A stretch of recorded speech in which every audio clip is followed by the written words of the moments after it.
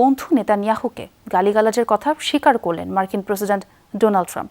সার্বিক পরিস্থিতিতে কিছুটা চিন্তিত আর উদ্বিগ্ন হয়েই প্রিয় মিত্রকে গালাগাল করে বসছিলেন বলে জানিয়েছেন তিনি। নিউ ইয়র্ক পোস্টকে দেওয়া সাক্ষাৎকারে ইরানের সর্বোচ্চ ধর্মীয় নেতা আয়াতুল্লাহ মুজতবা খামেনির সঙ্গেও দেখা করার ইচ্ছা প্রকাশ করেন মার্কিন প্রেসিডেন্ট। বুধবার মার্কিন প্রেসিডেন্ট ডোনাল্ড ট্রাম্পের একটি পডকাস্ট প্রচার করে সংবাদ মাধ্যম নিউ ইয়র্ক পোস্ট। এতে উপস্থাপিকার ভূমিকায় ছিলেন আলোচিত সাংবাদিক ও লেখক মিরান্ডা ডিভাইন। সাক্ষাৎকারে মধ্যপ্রাচ্য সহ বেশ কয়েকটি ইস্যুতে কথা বলেন ডোনাল্ড ট্রাম্প। সম্প্রতি ইসরায়েলের প্রধানমন্ত্রী বেনিয়ামিন নেতানিয়াহুকে ফোনালাপে ডোনাল্ড ট্রাম্পের গালিগালাজের খবর উঠে আসে বহু গণমাধ্যমে। পডকাস্টে সে বিষয়ে মার্কিন প্রেসিডেন্টের কাছে জানতে চান উপস্থাপক। সে প্রশ্নের খোলামেলা উত্তরই দেন ডোনাল্ড ট্রাম্প।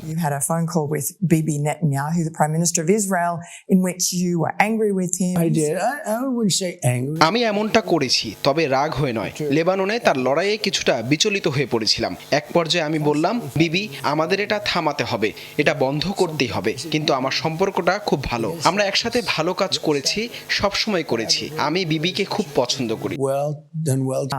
মার্কিন প্রেসিডেন্ট জানান, ইরানের সাথে চলমান আলোচনায় সক্রিয়ভাবে জড়িত সর্বোচ্চ ধর্মীয় নেতা আয়াতুল্লাহ মুজতবা খামেনি। কথার এক পর্যায়ে তার সঙ্গে ভবিষ্যতে কোনো এক সময় সাক্ষাৎ করার ইচ্ছাও প্রকাশ করেন ডোনাল্ড ট্রাম্প। আমি কখনো এমনটা চিন্তা করিনি, এখন থেকে এই বিষয়ে চিন্তা করব। আমি তার সাথে দেখা করতে চাই, মুজতাবার প্রশাসনের সবার সাথে দেখা করতে চাই। সম্ভবত কোনো এক সময় দেখা হবে। দেখা যাক সবকিছু কিভাবে এগোয়।